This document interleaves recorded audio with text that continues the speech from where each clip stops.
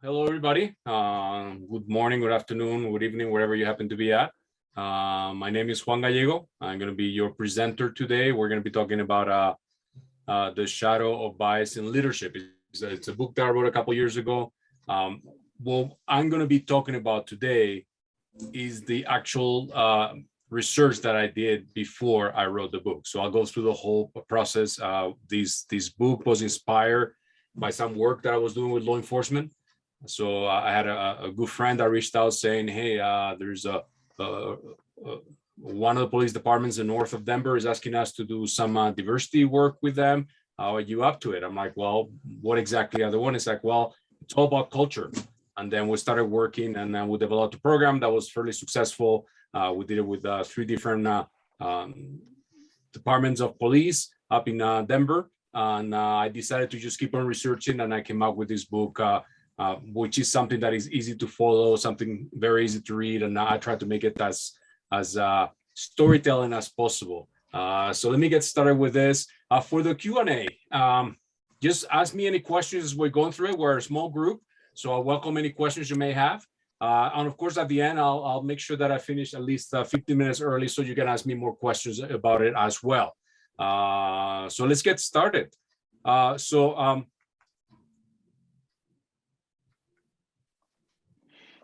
So I'm going to go through basically how the project got inspired. I'm going to talk about a little bit how all the research came along. And of course, we'll have that Q&A at the end of the session, as I mentioned it. So just a little bit about myself.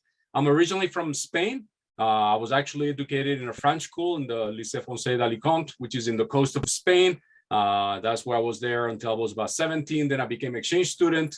And I came here to the US. I went to Michigan. Loved it so much that I stayed there to get my my undergrad. And then from there, I went to Thunderbird, which is in Arizona, to get my master's in international management. Soon after, I got hired by a little company. I don't know if you guys remember Nokia. Does anybody remember Nokia? So I got hired by this company called Nokia, and I spent the following 17 years traveling the world. So first, I was in charge of Latin America.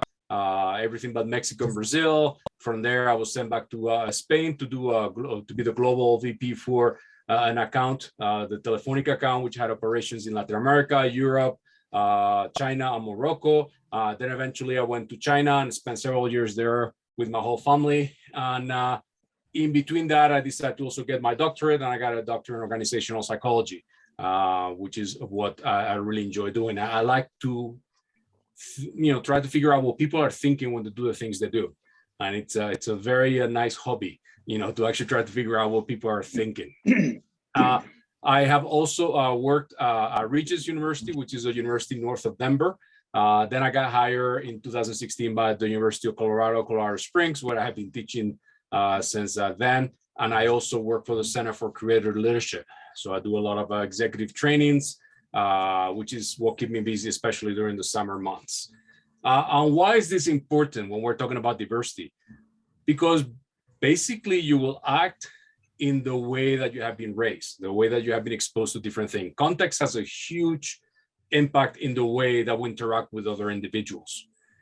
There's actually a very good book by Kelly Hanum, who came out with this idea of social identity. So Kelly, who worked for the Center for Creative Leadership, came out with the idea of social identity. And social identity has 3 aspects. The first one is basically your chosen identities. This is things that you choose for yourself. This is things that you decide to do. And I'll give you an example of mine in a second. So it could be about your family. It could be where you decide to work. Then you have your given identity. These are the things you don't get to choose. So where you're born, the country where you're born, which position within your family you're being born, certain roles. Religion may not be a choice for some individuals. And then you get to the core identity. And the core identity is very important because the core identity is basically your values, is your beliefs. Those are the things that if anybody tried to attempt against them, you will be pretty upset. It will have an impact on you because they are the core of who you are. And when you look at some of these formulas that we have in organizational behavior, you will notice that values is at the beginning. From values, you define your personality. Personality defines your behaviors. Those behaviors translate into the team dynamics, and the emotional feelings and attitudes that you have. And that also talks about organization effectiveness. So as a leader, you're going to be as effective as you're able to manage your personality, your values, how you're able to integrate those in there. So if I show you my own, this is what it looks like. So as you can see here, there's many things about my identity, which will give you an idea how I am when I interact with other individuals. For example, I'm bold and tall. Okay, so that has an effect on the way that people perceive me. You know, I'm the oldest brother, which psychologists would tell you there is a certain effect on your behaviors related to what order in the family you are born. I was born a male. You know, I was in a French school. I have two parents at home. You know, I was born in Spain. I mean, there's many things there that are my given identity. For my chosen, I have always loved traveling globally. I really love learning about other cultures. I love the challenge of adapting your behaviors to other cultures. That's something that is really something I have chosen. I'm also married. I have 4 beautiful daughters. You know, I'm a college professor. I love cooking. Cooking for me is my meditation. So when I want to meditate, I just go in the kitchen and start cooking. So I cook quite a bit. You know, I'm also a psychologist. I'm an educator, and I love hiking. I love to be outside, you know, with nature and just walk around and get some exercise. And at the core of who I am, I love humor. I use humor. Sometimes my wife says a little bit too much, but I like really to humor. I really enjoy it because I think it's a very good way to connect with other humans. I'm honest, and I'm very transparent. I'm very hardworking as well. So I don't mind putting the hours into something that I have passion for. So some work like the work that I'm showing you guys now, it's something that I really enjoy doing. I'm also very introvert, which means that, you know, if you look at today, I started with a 5-hour training for a group of executives. Now I'm having this talk. By the time I get to dinner, I don't want to talk to anybody. I'm just going to sit there and just soak on the conversations that are going to happen around dining table. But I'm most likely going to be exhausted by that. Okay. Integrity is very important to me. And as you can see, all that has a lot of impact on the way you interact with other individuals. Why am I showing you this as well? Because when we're talking about diversity, diversity is not just about your background. It's not just about where you're coming from. It's the way to analyze everything. It's the way you filter the world. And I love this saying by Einstein. You know, we cannot solve our problems with the same thinking we used when we created them. And this is why it's so important to incorporate other people. This is why equity, inclusion, and diversity are key for creativity. And this is some of the stuff that I'm going to be sharing with you. This is my favorite definition for diversity, which is the acceptance and inclusion of people, different gender, race, ethnicity, age, religion, language, nationality, work style, experience, education. You can see it goes on and on and on. And the idea here is that diversity is not just about race. It's not just about gender. There's many different types of diversity. You could have people in a room, they all look, you know, white, older men, and guess what? They all went to different schools. You're going to have a very different experience. Now, if they all went to the same university, maybe you'll get a more combined, but maybe their life experiences are different. So there's a lot of things that diversity implies when you're talking about basically diversity. I mean, there's more than just gender. There's more than just a race. And that's one of the things that I was trying to convey in my book. Feel free to interrupt me if you have any questions. Otherwise, I'll just stop at the end and you can ask me any questions you may have. So when we think about culture, one of the things you need to understand is that in culture, most likely you're going to find a culture that is a dominant culture. This is the culture that may actually call the shots. So if you think about here in the US, in most places in the US, you will see English as a language. Now, my understanding is that in the US, there is no official language, but English is the one that is spoken the most. So you're going to find English pretty much everywhere. You're also going to have a lot of subcultures. So for example, the other day, well, actually a couple years ago now, since we had the whole pandemic thing there in the middle, I was in Lafayette in Louisiana, and I was at the airport. And as they were giving out the announcements at the airport, they were talking in English, and then they would switch to French Creole, and we're actually talking French. And they will give you also the announcements in French. Why? Because you have a subculture in that specific area that speaks French, you know? So that's, you know, why you were using a different language. And the important things to know is that, can you change? Yes, you can change. But the biggest thing is to know how to manage those things that make you different, because that way you understand how when you interact with the individuals, you may be coming across in a different manner. So for example, when I come to people and start talking and they notice my accent, I have noticed in many individuals that they change the way that they're treating me. If instead of be wearing my tie and my shirt like I'm doing today because of that executive training that I gave before, I was wearing just a t-shirt and all that, it also changes the way that people interact with me. So we have to be able to manage all those interactions because we come across as certain things. What I showed you before about the social identity is something that people may notice, that some of the people may actually see, but there is a big portion of it that people don't actually see. It's like this iceberg. 90% of it may not be things that are visible to other individuals. This is why communication is such a key when we're talking about diversity. It's so important to be able to communicate why certain things may upset us more than it does to somebody else. And as you can see here, there's things that you can easily see. So mores, customs, courtesies, holding the door open for somebody, maybe something that is very normal. In some countries, it may not be a normal practice somewhere else. So you have here, again, that 90% of the iceberg that people don't see, all those, that deep culture, all the things that are below the sea level that people don't be able to see. Again, how do we communicate that? As leaders, we have to figure out how to let somebody know that certain things are important to us. Usually what we do is that when we're looking for positions, when we're looking for jobs, we choose companies that embody our values, because then the assumption is that everybody that is working with you has the same values, and therefore we're all starting from the same foundation. We're doing our behaviors from the same foundation. And that's one of the assumptions.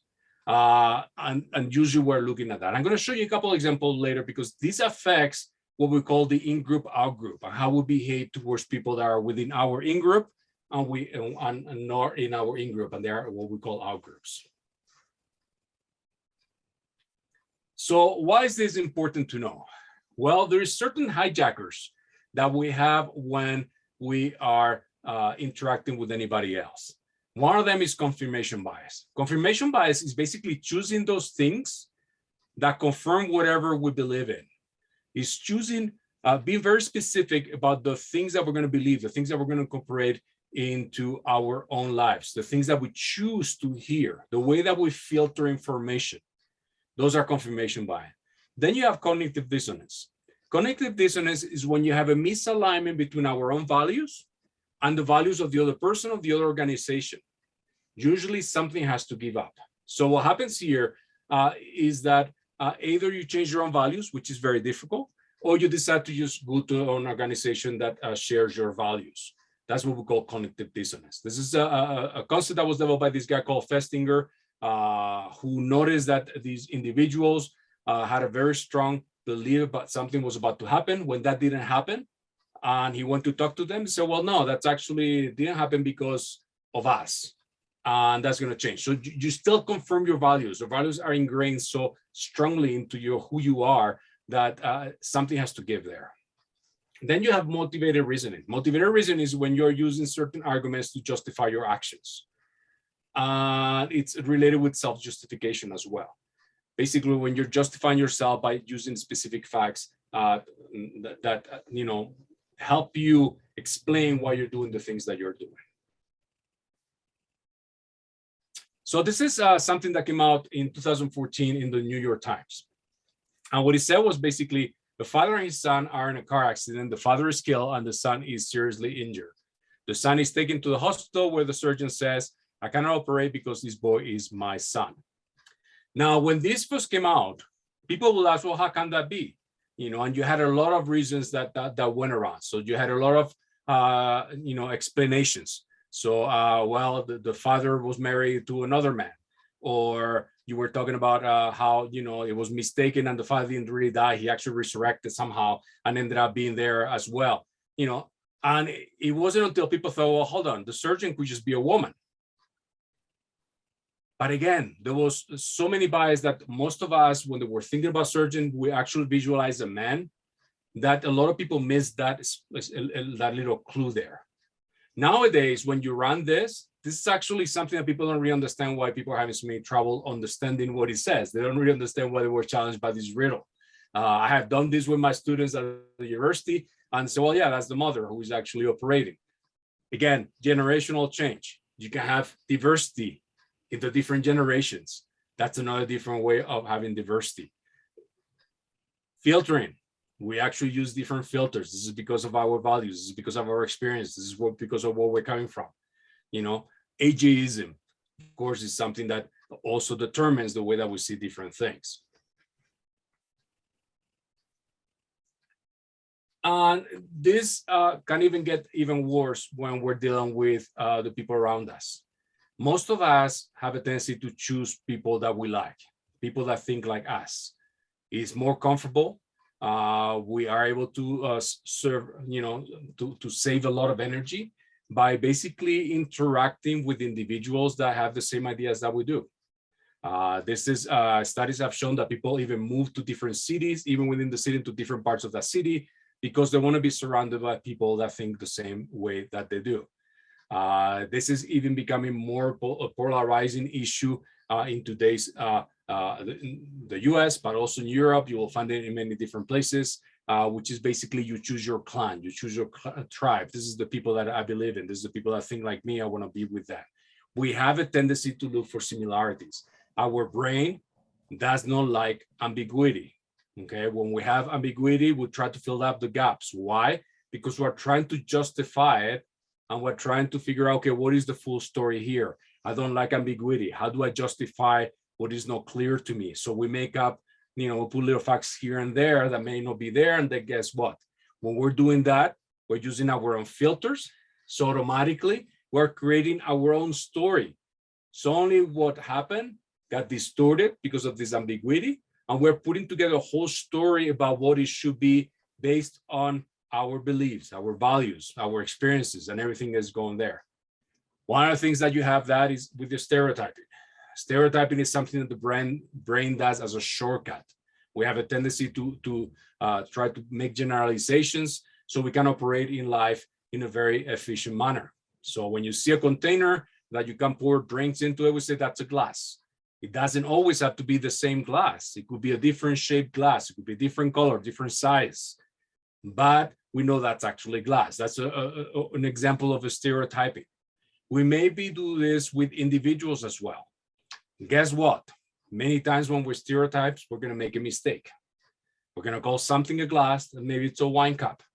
We're going to call something different. So that's when we get all these errors. This is when we have a lot of issues.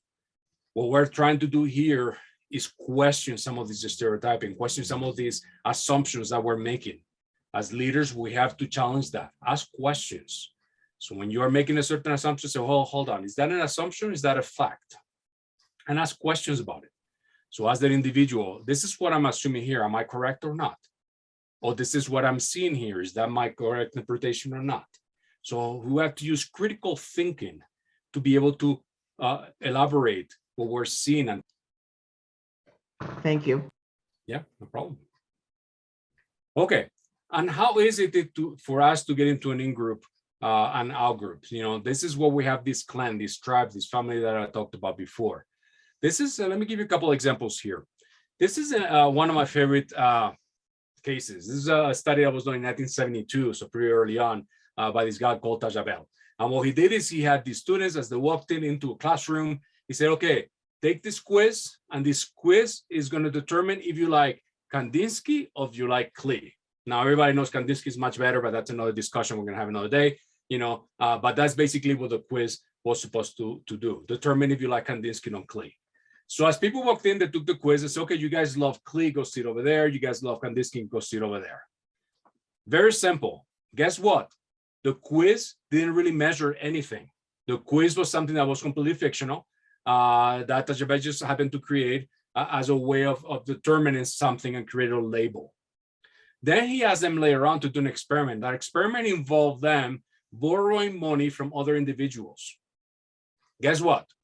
People that were in the Kandinsky group will actually lend money to the Kandinsky people, and they will not lend any money to the Klee people. The people that were actually classified as Klee will lend money to the Klee people, but they will not lend any other money to Kandinsky. So just by creating that little exercise, they had created two completely different in-groups. So it was two different people, and they were thinking that they were actually two different tribes, basically. Very interesting on how easy it is to classify somebody from one in-group to the other. To give you another example, which this is something that is almost scary, in the UK, they developed this experiment where basically there was a soccer game called football in the rest of the world, where they were playing two different teams, and one actor would wear one of the jerseys of one of the teams, and then he will fake being sick and fall in the ground. Guess who would stop to help them? So if they were wearing like the Manchester United jersey, only people from Manchester United team would actually stop to help that person. Everybody else will walk by that person.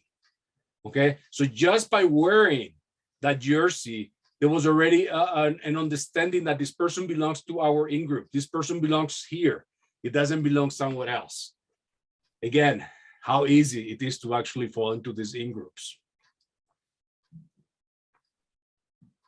And think about your own work. I mean, a lot of times you may see that you have some subcultures that get developed just because of, for example, the function that you may have.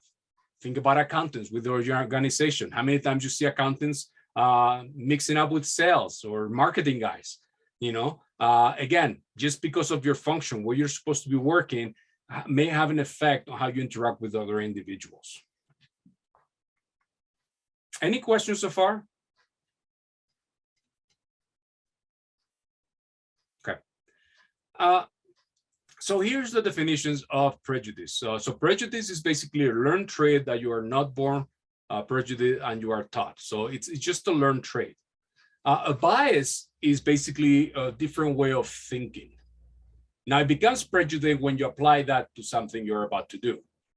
Okay, so when you're about to do something that is going to affect somebody, that's when it becomes a prejudice. Everybody, as I mentioned, have biases. We all have biases. But how you go about reacting to those biases is how it can become prejudice or not. What you're trying to avoid here is taking an action that will make that bias have a negative impact on somebody else. So for example, if I happen to think that blonde, skinny people are very smart and they should be the CEOs, how do I make sure that that bias doesn't affect the way that I promote individuals? So I have to be aware that I have that bias, which is not bad. It may be wrong, but it's not bad. But it would be wrong if I actually use that information to make decisions. That's when it becomes an issue. Just like you're able to modify some of your behavioral, your personality traits. For example, if you happen to be an introvert, you may be able to really come across as an extrovert. If you happen to like order, you may let things go out of order once in a while. Or if the way that you react to change, maybe you don't like change, but you are well adapted to change now. You have a process that you go through to get to that change. Just like we're able to modify our personality traits, we are able to manage our biases. So we're able to manage our biases in such a way that it doesn't come as a negative behavior that would then be classified as a prejudice.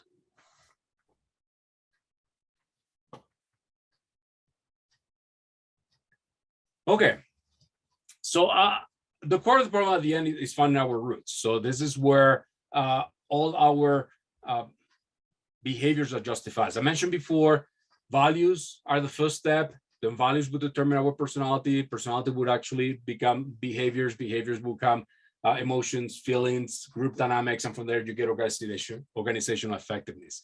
As leaders, we need to be aware of what those core issues are. And it's not something that it's easy. For once, a lot of times you may have issues just identifying some of those because you may not be aware of it.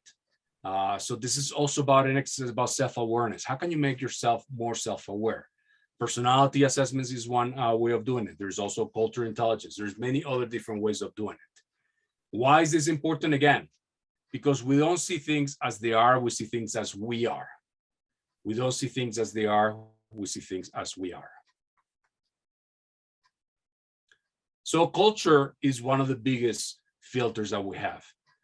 Culture is basically a group of individuals that share common beliefs and values. As I mentioned before, that could be a very small group, it could be a very large group.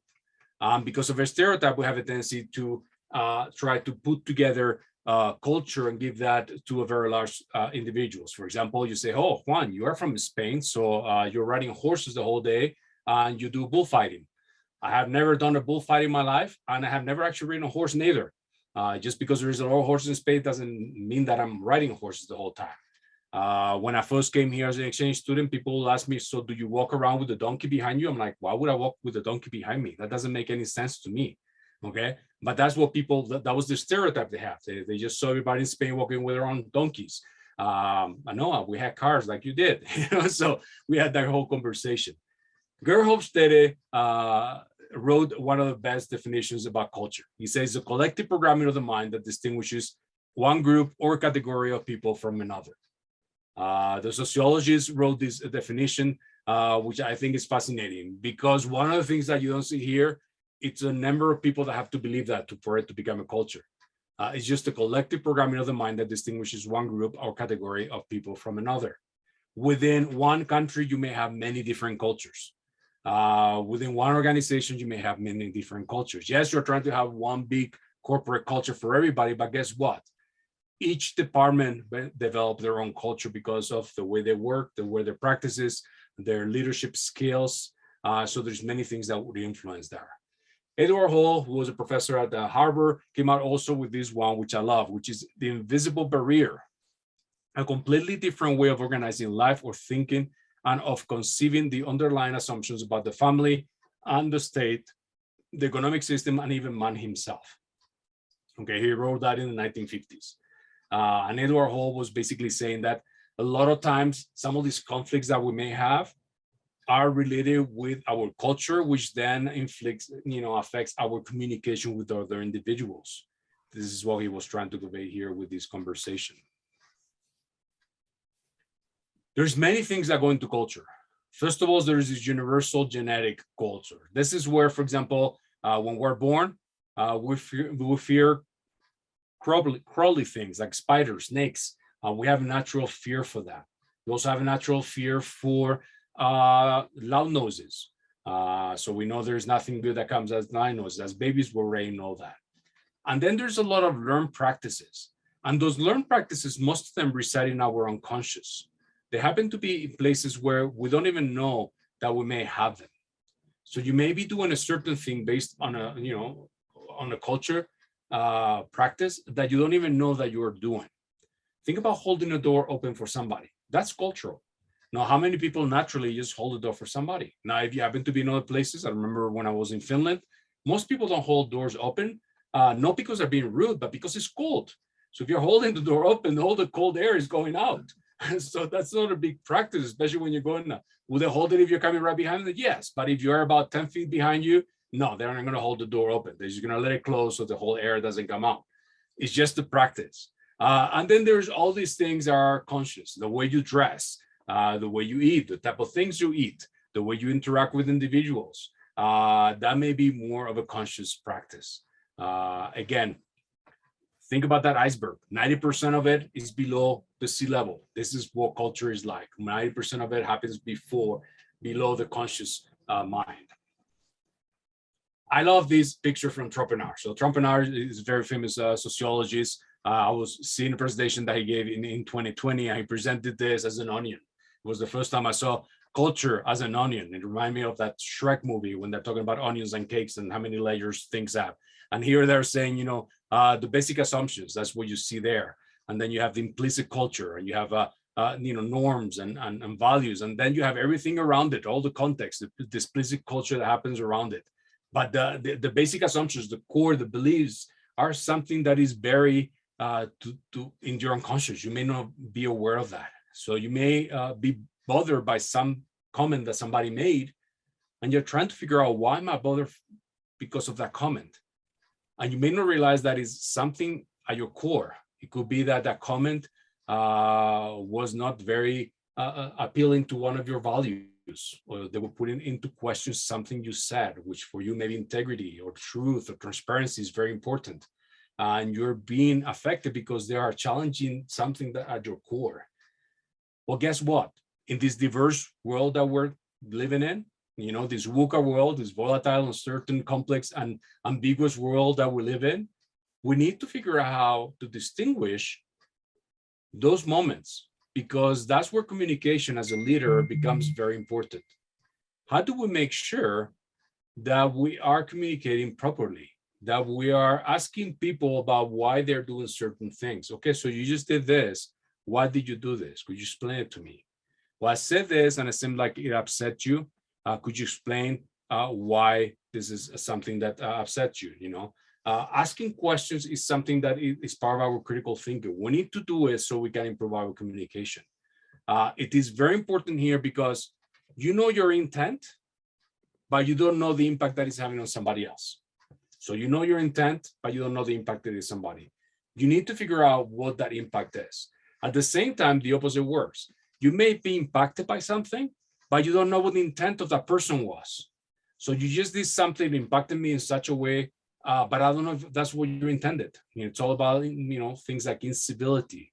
Incivility is something that we just see everywhere nowadays, which is when there's a little act that happens, like maybe somebody doesn't hold the door open, somebody cuts you off in a meeting.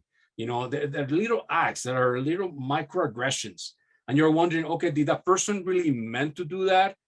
Or am I misunderstanding what's happening? So the impact on you may be different from the intent of that person. Maybe that person was just trying to say, hey, we have 5 more minutes, so let's move on so we can finish the meeting. There's a lot of things still on the agenda. It wasn't really meant to cut you off or anything like that. So what is going on there? So again, in order to find out that intent, you need to ask about it. You can also figure out quite a bit of things by looking at a lot of the assessments. So Gerhofstede, for example, developed a way of measuring different traits in culture. So he talked about high power distance. He talked about risk avoidance, which is this low uncertainty avoidance. He talked about individualism versus collectivism. He talked about masculinity versus femininity, long-term versus short-term. And after doing a lot of research that he did over 40, 50 years, he started in 1972, he came back with an idea of how to classify different countries. Now, something that he was very keen on, he passed away a couple of years ago, is that he kept saying, okay, first of all, this is a spectrum. This is a spectrum. For example, high power is when the people call the shots on the top. Low power is when it's a flat organization. Everybody's pretty much, able to talk to anybody you want. So if you think about high power, you have India, Malaysia, and then in the low power, you have Australia. Well, when you talk to a lot of people say, well, the US is fairly relaxed, it's not very high power. That's true.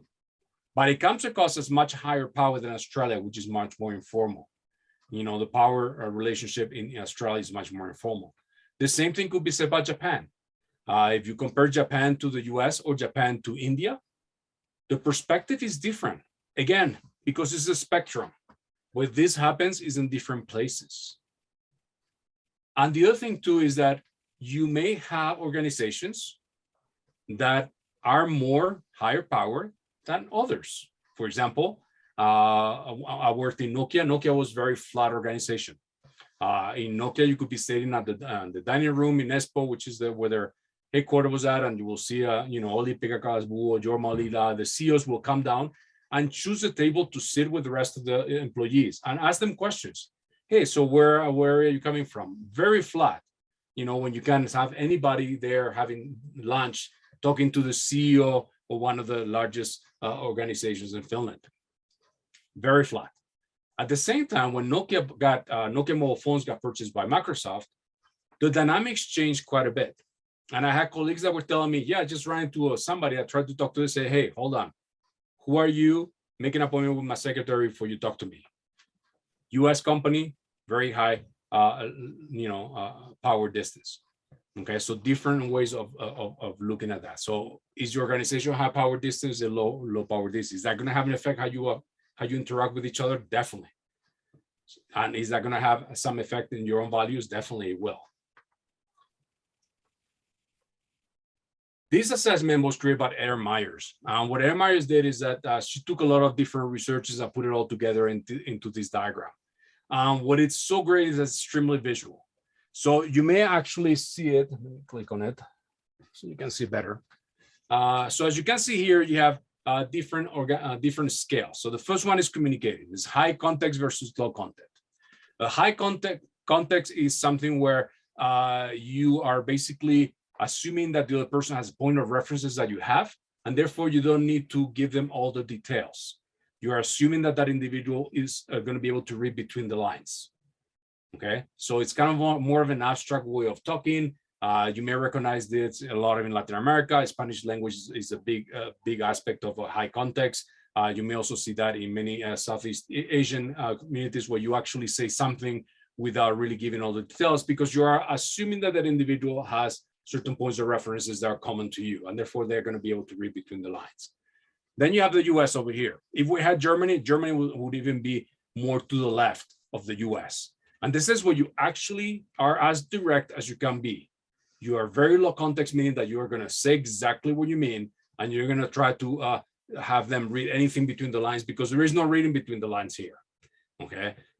They also talked about different ways of looking at it. So we talked about, how we go about confronting individuals. There are certain cultures that may be more confrontational than others. So you have information here. So the great thing about this tool that Erin Myers developed is that you're able to assess yourself against other cultures and other countries. So for example, why would I use this? If I was traveling to China, I would actually do it maybe about myself, China, and a couple other countries. Maybe Spain. Why Spain? Because most individuals, when they know that I'm from Spain, they may think, okay, this is actually the behaviors I'm expecting from that person. So I want to know what they're expecting from me as this stereotype. Again, these are all stereotypes. These are all based on information that has been collected. But again, you have a lot of different people in different countries, so you can have a lot of difference in the way people interact. So as an executive, I would take a test like this, and I will look at different countries. Okay, so this is me here, and this is how people are going to expect me to be. And you're able to see in a very visual manner. Okay, create information because it provides you a visual that is very quick to reference to. This is also very important. For example, if you look here, you may notice that you have negative feedback versus direct impact negative feedback. There's some people that are very direct. For example, if Spain was to be here, you will see that they are very direct when it comes to actually talking to each other. But when it comes to the negative impact, they actually rather have more indirect negative impact than to do direct negative impact. So even within the communication, there's different ways of communicating different things. Okay. Again, this is another tool you can use to figure out, okay, where do I fall? And what is it, some of those cultural obstacles I'm going to be running into when I travel to that specific country? And of course, and just as I mentioned before, there's another assessment, which I love, which is in the cultural effectiveness scale. And that looks quite a bit at what we call cultural intelligence. In that point, it looks at, for example, how are you about absorbing other people's ideas? How are you about changing the way you engage with other individuals? How much change are you able to convey? How much change are you able to absorb? So it goes through all that. So the intercultural effectiveness scale, which is by the COSI group, is an excellent tool as well to take when you're traveling or when you're interacting with people from the other worlds, from different countries. Okay. You also have here a Cultural Intelligence Center. They also have their own different ways of looking at it. This is a company based out of Michigan. They came out with these unconscious bias that you can take. They also have a cultural intelligence assessment that you can measure, your cultural intelligence coefficient. So you can figure, okay, these are the things that I need to be aware of. As I mentioned before, Hofstede has come out with many different ways of measuring the way that you interact with individuals by looking, for example, as you can see here, your own country of interest, your home country, and then what cultures you are closer to. So if you look at this one here, this is about, me visiting China. So you have the country of interest would be China. Then my home country is Spain. And then it tells you, okay, so the first one is power distance, then the individual versus collectivism, masculine versus femininity, So you have all the different scales that we up before a second ago, but it gives you a score, a number. So one of the things you may actually notice was that the top one is my score. Now, if most people assume that I'm from Spain, they may think, okay, he's in the middle when it comes to power distance. But guess what? I'm actually very low on power distance. I'm very, very low on power distance. I'm very, I'm fine with just using my first name. Basically, I'm not for formalities. Very relaxed way of interacting with other individuals.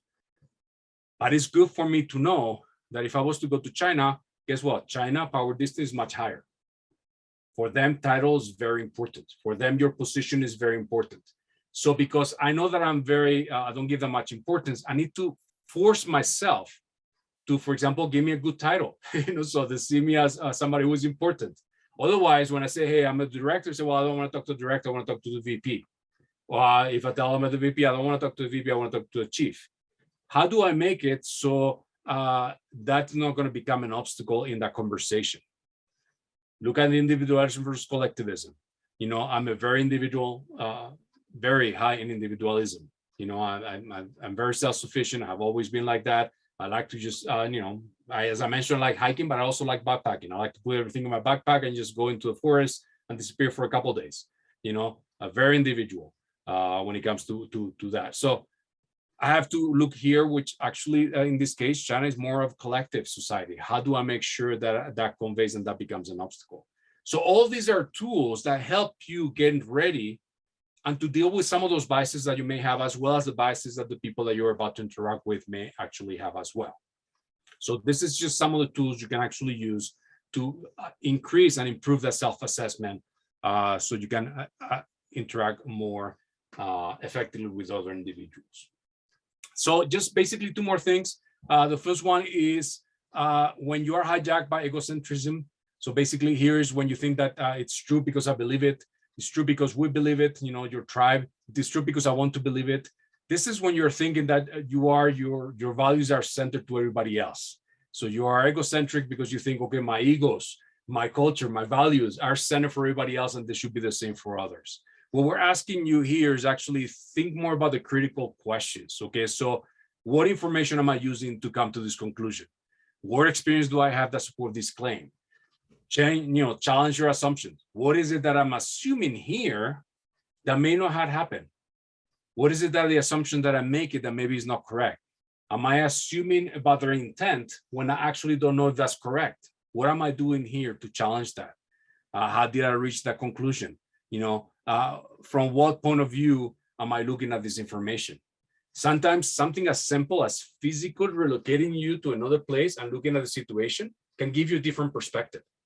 Asking somebody else who doesn't look like you or doesn't act like you, doesn't come from the same schools that you do, but a certain situation will provide you with a different perspective. Be open to those perspectives. Of course, the reason why I also like to do this because my doctorate was about burnout and how change affects and bias, affects in many similar ways. So one of the things you have is the stress, mental fatigue. When you are living constantly with prejudice, you're living constantly with some of that stress that brings from interacting with different cultures, things that you may not be understanding. There's a lot of things that happen there. And that's one of the reasons why, it's very important to be able to manage that. It's very important to be able to manage your own self-awareness, manage your biases, be able to welcome all that diversity that you have around you and include them into your decisions.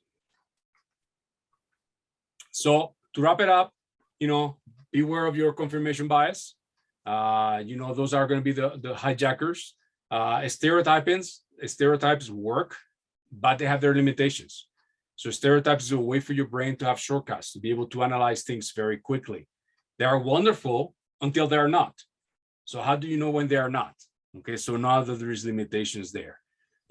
All the studies, a lot of research shows that diversity inclusion have the positive effect on the revenues of an organization as well, creativity, performance, engagement. There's many reasons why you should be including diversity. And again, diversity is not just about gender and race, it's about many different ways of looking at diversity. And you have to be able to incorporate all that. All those differences that make unique individuals will make you a better organization, will make you a better leader. How do you tap into all that? Okay. So we're almost to the end. I would love to answer any questions you may have. I know I've been rattling for a while here. Love to hear any questions you may, you may have while I was presenting the material. Yeah, I have a question. When you were showing your social identity and you had the 3 circles, is that what you showed as traits, I guess, best way to call it? Has that gone through an evolution over a period of time, or is some of that more innate to your makeup from day one? So that's an excellent question. So there's certain things you are born with, they're innate, and there's other ones that are learned. A big portion of your personality is probably learned. So depending on who you look at, on whose research, some individuals say your personality is 50-50. 50 is innate, 50 is learned. Other people will tell you that it's actually more like 60-40. Depends with the day or depends on the study that you happen to look at. But yes, you're gonna have a mix of both. You're gonna have things that you're born with, and then there's things that you're developed because you are learned there. So for example, the way that I interacted with my family values, the fact that I was born in Spain, the fact that I went to French school, for example, and Jeremy can correct me here, but one of the things they teach you in French school is, argue about anything. So if I tell you that it's gray, argue that it's green.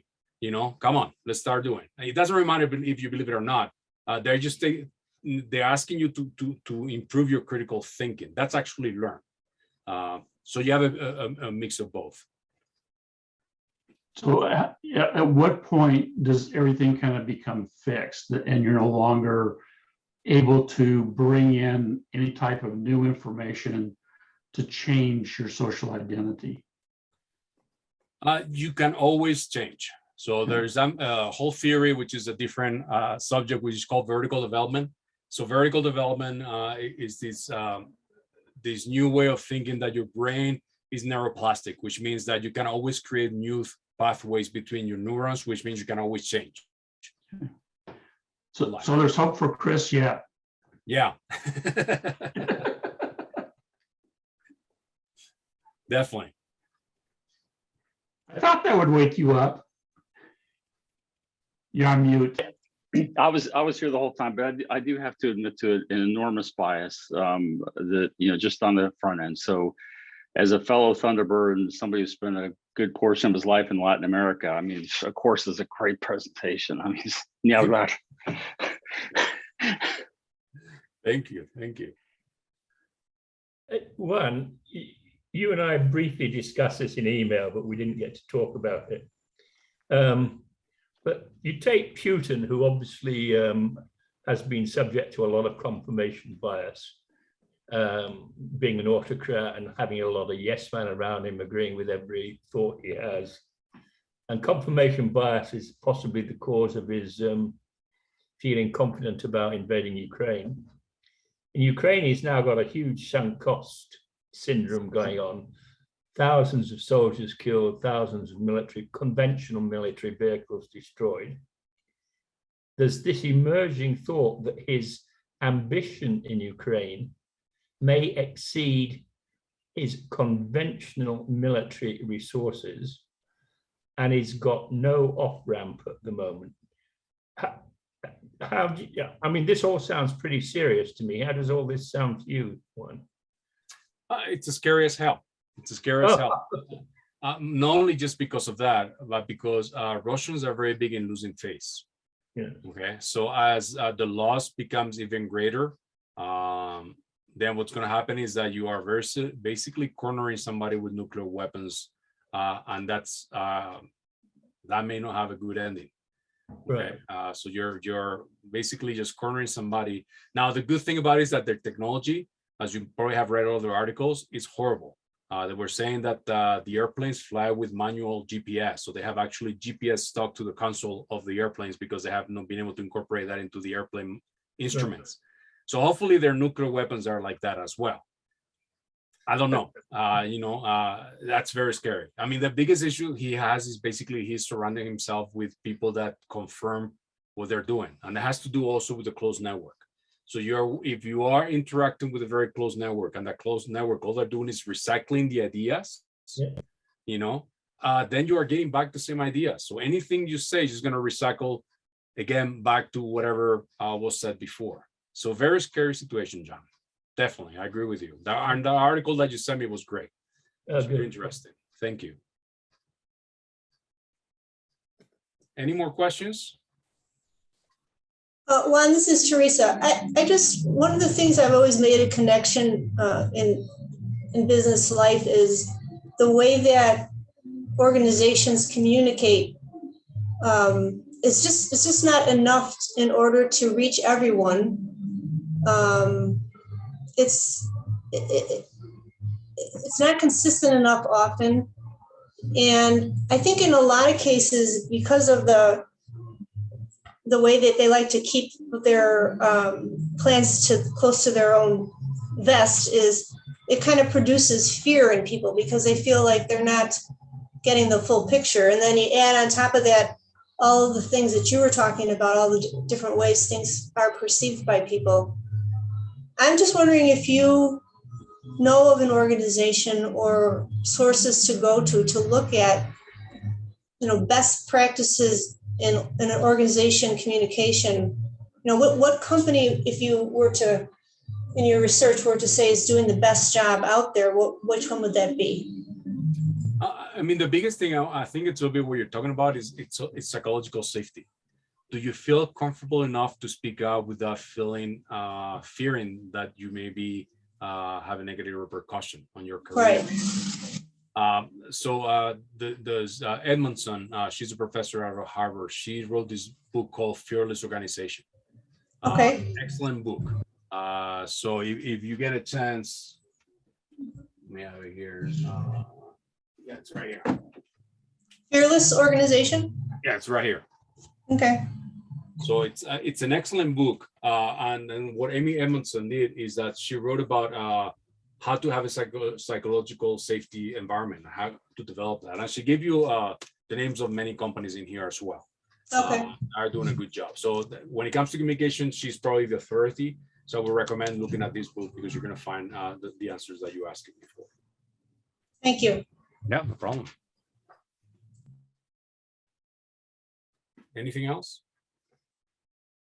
I think we got to the end of the call. I wanted to thank everybody for your time. Really appreciate it.